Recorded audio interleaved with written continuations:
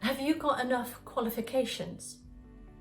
If you're a very successful person and this question makes you a little uncomfortable, makes you a little bit twitchy, then it could be imposter syndrome. Hi, I'm Tara Halliday, the imposter syndrome specialist and best-selling author of Unmasking.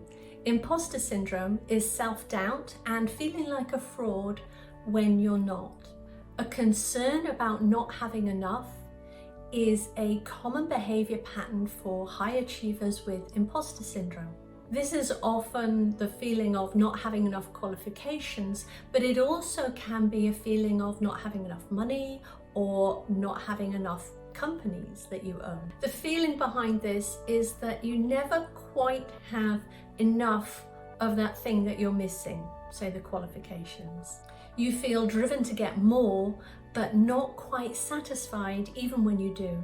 If you're thinking of getting another qualification to allow you to do your job better, that's not so likely to be imposter syndrome. But if you want that qualification to try and prove that you're good enough, either to yourself or to somebody else, then that quite possibly is imposter syndrome.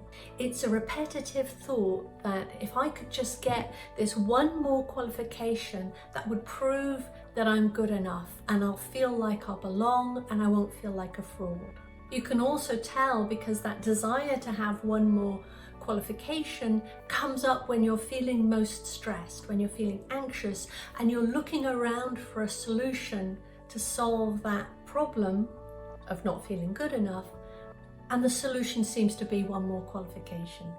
It's a false conclusion though, because the imposter belief is that maybe I'm not quite good enough, that my worth is conditional, it depends on what I do. And the solution to that is not to get something from outside of yourself.